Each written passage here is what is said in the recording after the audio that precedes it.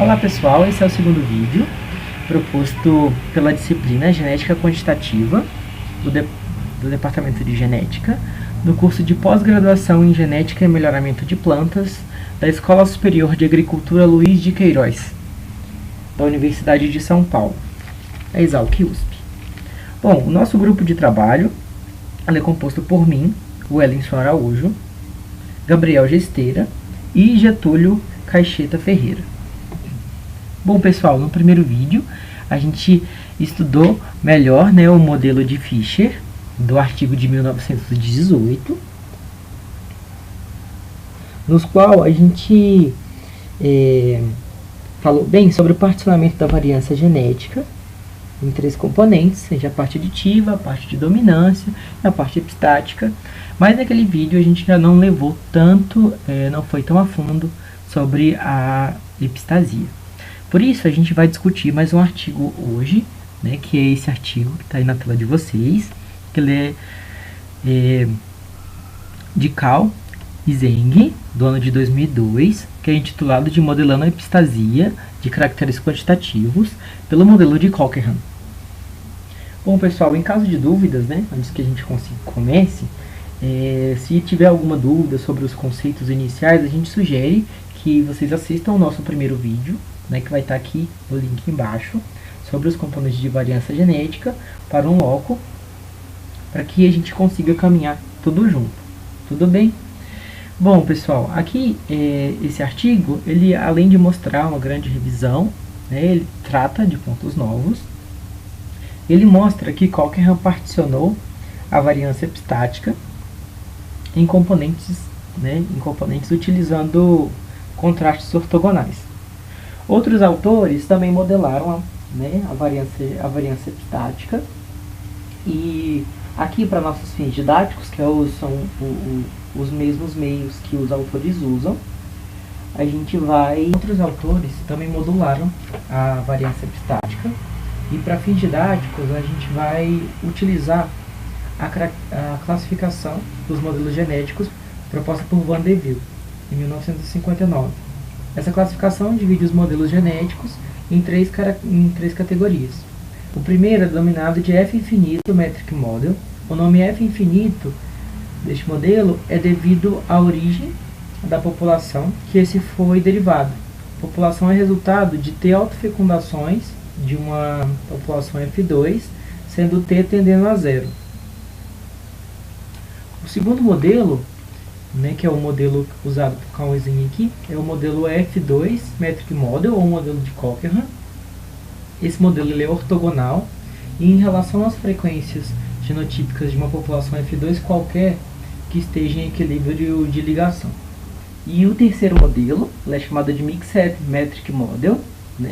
O modelo ele corresponde a uma mistura desses outros dois modelos que eu citei anteriormente, e pode ser transformado no modelo de Cochran, segundo modelo, quando se subtrai a média.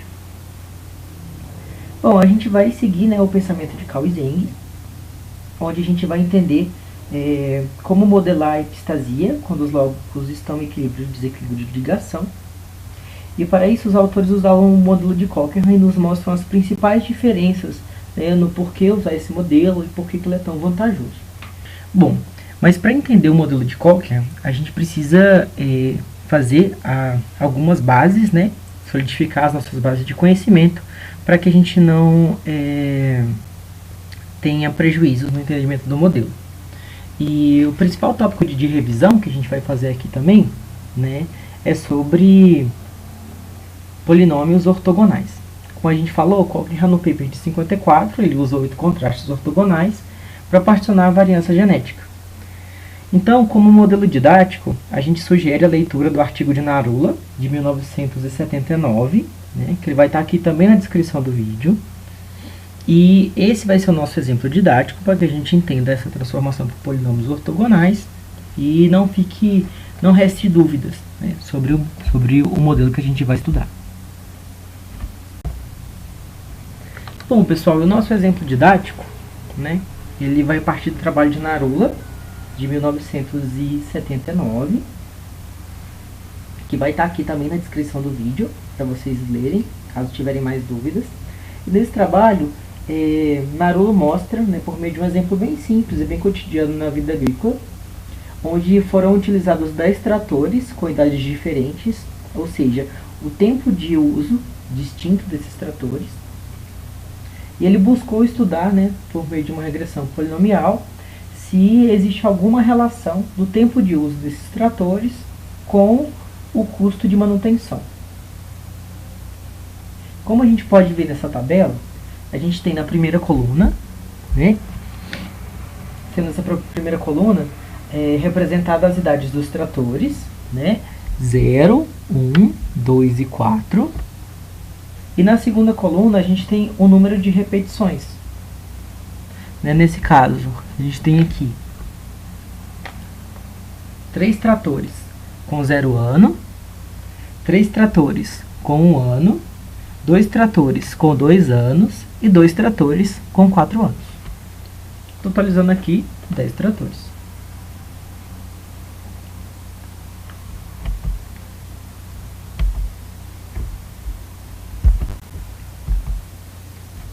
Projetando esses dados numa matriz, a gente tem aqui, né, a parte linear, quadrática e cúbica desses dados. E quando a gente faz uma análise de correlação, a gente percebe que os dados são altamente correlacionados. Olha aqui, né, a gente tem uma correlação muito alta entre eles. E esse tipo de característica de dados, né, ele pode ser muito arriscado. Porque se o nosso objetivo é obter os coeficientes de regressão, né, tendo a partir desses dados e tendo os dados muito correlacionados, a gente pode ter alta dependência entre esses coeficientes. Bom, e observando bem, né, aqui os dados, a gente percebe que eles têm uma dependência linear, caracterizando a multicolinearidade desses dados. Bom, pessoal, hoje, né, já existem diferentes métodos, né, da gente resolver o problema, esse tipo de problema, né, de autocorrelação entre os dados. Entretanto, nesse nosso exemplo didático, né, com o exemplo do Narula, que a gente vai apresentar aqui, a gente vai mostrar a forma que esse autor conseguiu resolver esse problema. O método que a gente vai usar é por meio da transformação dos dados, buscando obter polinômios ortogonais. Então, para a obtenção desses polinômios ortogonais, o autor usa esse modelo aqui em cima, que é um modelo bem simples, vocês podem perceber, né, que é A1 mais xi. E aqui, né, diante dos dados que a gente consegue calcular esse A1, né, pelo somatório aqui das repetições, vezes o A1, mais os valores, igualando isso tudo a zero, onde a gente consegue obter o valor de A1, e eu volto aqui e transformo, né, volto aqui e substituo o valor de A1 nessas expressões, obtendo os novos valores. Aqui a gente fez uma simples simplificação dos dados, né, para obter os dados que ele, no caso, usou lá no paper dele.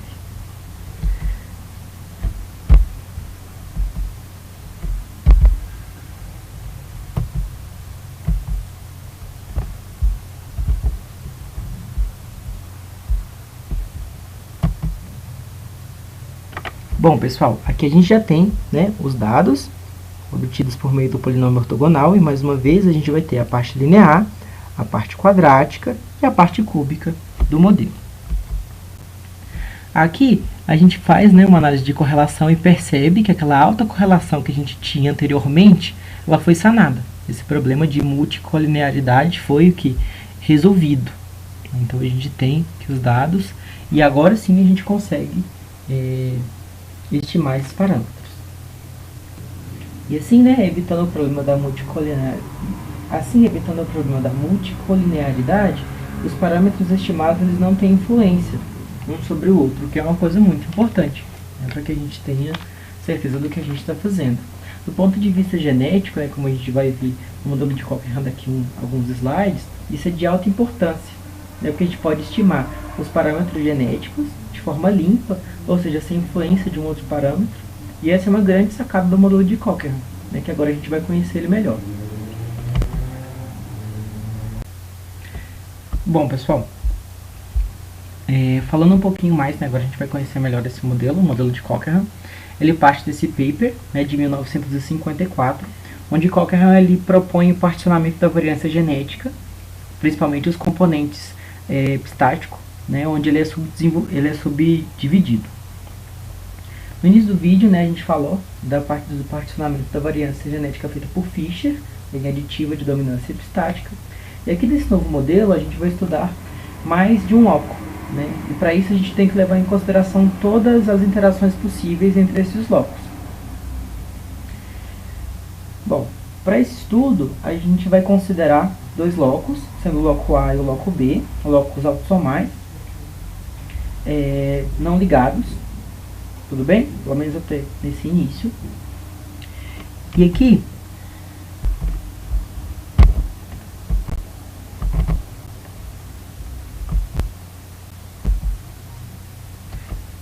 nessa tabela, a gente consegue observar todos os genótipos possíveis, né, para dois locos, que são 9. A gente pode perceber 1, 2, 3, 4, 5, 6, 7, 8, 9. E as frequências de cada um desses genótipos. É importante a gente ter um pouco de atenção nessa anotação, porque ela vai nos acompanhar, né, durante todo esse vídeo. Então é bem importante que a gente fique um pouquinho atento. Tudo bem? Aqui nas marginais, a gente consegue ver, né, os genótipos possíveis, isolando cada um dos locos, tendo o loco A e o loco B, e as frequências. Bom, como mencionado anteriormente, né, o Cochran particionou os componentes da parte epistática, e ele propôs as interações da seguinte forma, né, sendo a epistasia aditivo-aditivo, aditivo por dominância, e dominância por dominância. Né? Como a gente já estudou no nosso vídeo anterior, a gente sabe que componente aditivo é o componente linear e o de dominância é quadrático, então a gente pode perceber, né, que a gente tem a interação linear vezes linear, que seria aditivo por aditivo, linear por quadrática, que seria aditivo por dominância, quadrática por linear, que seria dominância por aditivo, e quadrático por quadrático, né, que seria dominância por dominância. E essa é a grande contribuição, né, do modelo de Cochran, né, que através de 8 contrastes ortogonais ele é possível estimar cada um desses componentes do modelo genético. Bom, e o uso de polinômios ortogonais nos garante que as estimativas de cada um desses parâmetros, né, elas sejam limpas, ou seja, que elas não sofram interferência nem sejam infladas por outros componentes do modelo, pois a multicolinearidade, que pode ser característica dos dados, da frequência genotípica, por exemplo, são evitadas.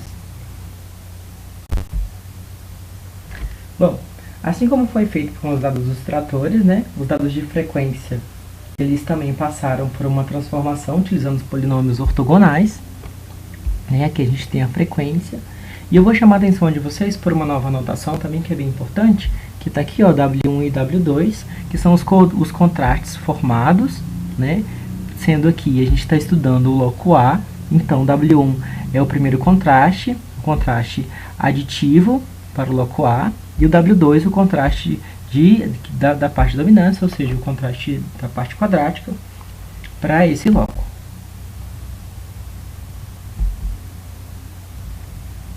Aqui nessa tabela, aqui nessa matriz, a gente já consegue perceber os dados, né, após a transformação, tanto a parte linear como a parte quadrática, e consegue perceber que esses dados não têm correlação, né? Então a gente evita esses problemas de multicolinearidade dos dados, podendo inferir, né, todos os parâmetros de forma mais limpa. Aqui a gente pode perceber os primeiros 4 contrastes de Cochran, né, sendo que o primeiro ela indica a parte aditiva, né, a parte linear do loco A, a parte o W2 é a parte quadrática do loco A, ou seja, a parte de dominância, a parte de W3, que é a parte linear ou parte aditiva do loco B, e W4, a parte linear ou aditiva, a parte quadrática, né, perdão, a parte quadrática do loco B. E a partir daqueles contrastes, a gente consegue estimar os demais, né, dos outros contrastes de Cochrane.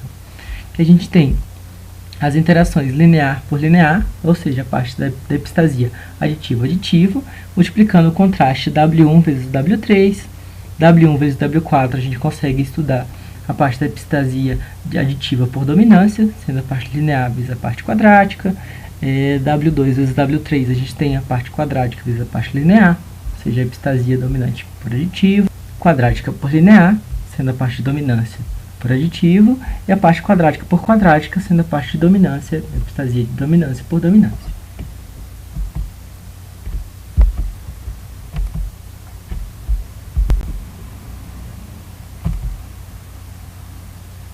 Bom, pessoal, aqui a gente tem um exemplo numérico, né, que a gente tem as frequências aqui mostradas, né, e os contrastes. Voltando aqui nesse slide, coisa muito importante, né, que a gente não pode esquecer, é que a nossa população de trabalho é uma população F2, né, com frequências de meio. Então, se a população de trabalho for diferente, esses números mudarão. Então, é sempre importante ficar bem atento à nossa população de trabalho.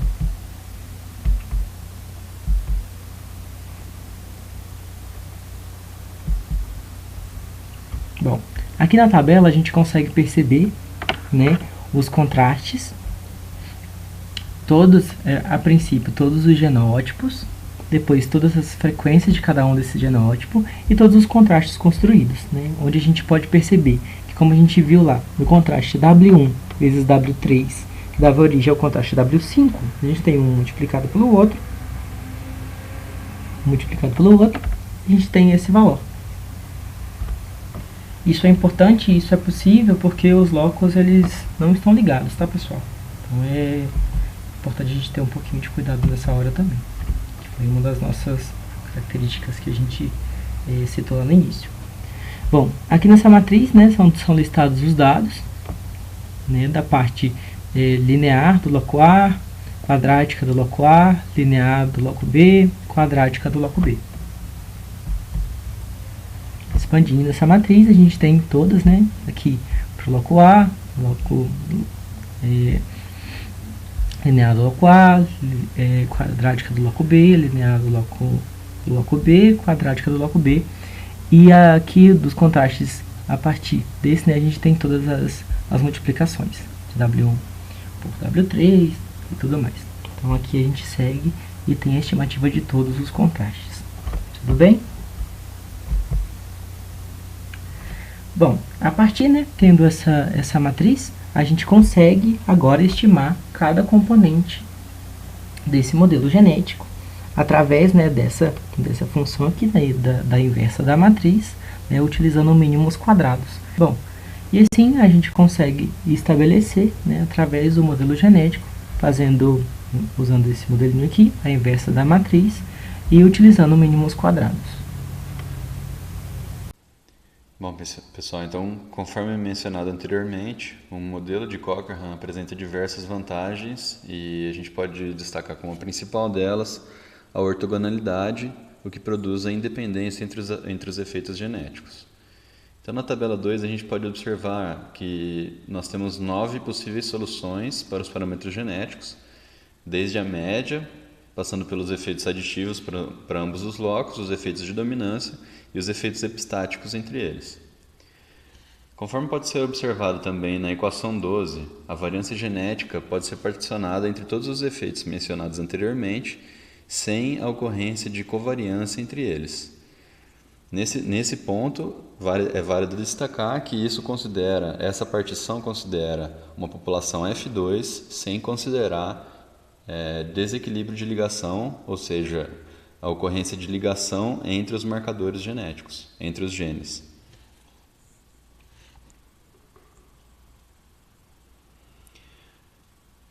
Podemos observar também na tabela 3, presente no artigo, do Cao e Zeng, que o modelo de Cochrane produz as esperanças para todas as combinações genotípicas entre ambos os locos de uma maneira independente, ou seja, olhando as esperanças marginais para cada um dos locos e dos genótipos, não existe o confundimento dos efeitos. E uma outra característica é que o intercepto corresponde à média populacional, considerando todos os indivíduos ponderados pelas suas frequências. Já na tabela 4, nós podemos observar as esperanças para todas as combinações, para todas as classes genotípicas, considerando o modelo F infinito. Ao observarmos as esperanças marginais para cada classe genotípica, podemos observar que existe um fator epistático adicionado à esperança marginal de cada loco. Ou seja, a presença do efeito epistático nas esperanças marginais já está associada a um confundimento dos efeitos devido à não ortogonalidade nos contrastes. Podemos observar também que a média entre todas as classes genotípicas da população não corresponde simplesmente ao intercepto, mas também tem efeitos de dominância de ambos os locos e um efeito epistático dominante-dominante. Essas observações demonstram que o modelo não apresenta ortogonalidade, ou seja, há um confundimento entre os efeitos genéticos. Na tabela 5 do artigo, é possível observar as esperanças de todas as classes genotípicas considerando o modelo da métrica mista. Nesse modelo, é possível observar que os efeitos epistáticos não estão presentes nas esperanças marginais de cada classe genotípica. No entanto, é válido ressaltar que, nas esperanças marginais das classes genotípicas, ocorre a interferência dos efeitos do segundo loco nas esperanças marginais do primeiro loco, e vice-versa. Por exemplo, para a esperança marginal do genótipo azão, está contabilizado o intercepto, o efeito aditivo deste loco e metade do efeito de dominância do loco B. Ou seja, existe um confundimento entre os efeitos. Também é possível observar que a média ponderada de todas as classes genotípicas da população não corresponde ao intercepto do modelo, incluindo também metade dos efeitos de dominância para ambos os locos. Com base nas comparações demonstradas, é possível observar que o modelo da métrica mista e o modelo F infinito, por não apresentarem ortogonalidade e consequentemente, apresentarem efeitos confundidos, não permitem uma correta interpretação dos efeitos genéticos e dos parâmetros estimados pelo modelo, sendo preferível o uso do modelo de Cochran. Conforme mencionado anteriormente, o modelo de Cochran foi construído considerando apenas locos em equilíbrio de ligação. Quando existe desequilíbrio de ligação entre os locos, os efeitos genéticos já não mais apresentam independência entre si, e o modelo passa a apresentar covariâncias entre esses efeitos. Nesse caso, é possível considerar o desequilíbrio de ligação no modelo de Cochran, apenas substituindo os parâmetros genéticos considerados anteriormente por parâmetros estatísticos ponderados pela fração de recombinação. Os autores propõem no artigo uma forma de corrigir os parâmetros genéticos considerando a fração de recombinação que está presente no parâmetro lambda.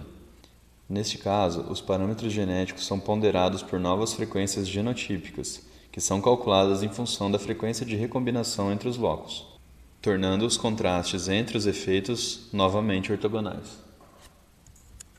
Com base no que foi falado até agora, pode-se apontar algumas vantagens do modelo de Cochran em relação ao modelo de métrica infinita. A primeira delas é que este modelo permite particionar a variância genética em 8 componentes independentes: variâncias aditivas e dominantes de cada loco, variâncias epistáticas do tipo aditiva por aditiva, aditiva por dominante, dominante por aditiva e dominante por dominante. O modelo de métrica infinita, por outro lado, além desses componentes, apresentam covariâncias entre efeitos marginais e efeitos epistáticos. Outra vantagem é que as médias marginais de cada loco independem dos efeitos do outro loco, o que não ocorre no modelo de métrica F infinito, onde as médias marginais, além dos efeitos do próprio loco, apresentam efeito de dominância do outro loco e efeito de epistasia aditiva por dominante e dominante por dominante. Já o modelo de métrica mista apesar de não apresentar efeitos de epistasia nas médias marginais, também apresentam efeitos de dominância do outro loco. No modelo de Cochrane, a diferença entre as médias dos homozigotos dividida por 2 representa o efeito aditivo, e a diferença entre a média do heterozigoto e dos homozigotos representa o efeito de dominância. Isso faz com que esses contrastes tenham interpretação direta dentro da genética. Isso não ocorre no modelo de métrica F infinito, pois a diferença entre os homozigotos dividida por 2, além do efeito aditivo, possui efeito da epistasia aditiva por dominante, e a diferença da média dos heterozigotos e dos homozigotos, além do efeito de dominância, apresenta efeito da interação dominante por dominante. Por fim, a propriedade ortogonal do modelo de Cochrane faz com que a estimativa de um efeito não seja afetada pela presença ou ausência de outro efeito. Caso algum efeito seja desconsiderado no modelo, o máximo que vai ocorrer é o aumento do resíduo. No entanto, este efeito não estará confundido em nenhum outro, como ocorre no modelo F infinito. Como exemplo, a tabela 7 apresenta dados dos valores genotípicos de 2 QTLs com suas respectivas frequências dentro de uma população F2, dos quais foram estimados os efeitos genéticos por meio do modelo de Cochrane e modelo de F infinito.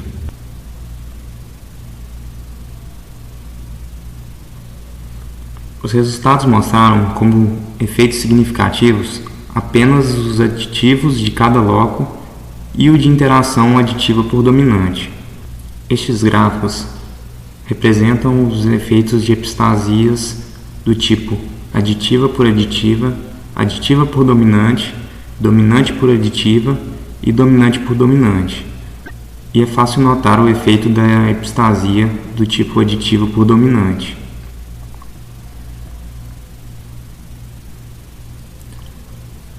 Caso os efeitos não significativos fossem desconsiderados, os demais parâmetros genéticos do modelo de Cochrane não seriam afetados pela ausência desses fatores desconsiderados, devido à propriedade de ortogonalidade do modelo.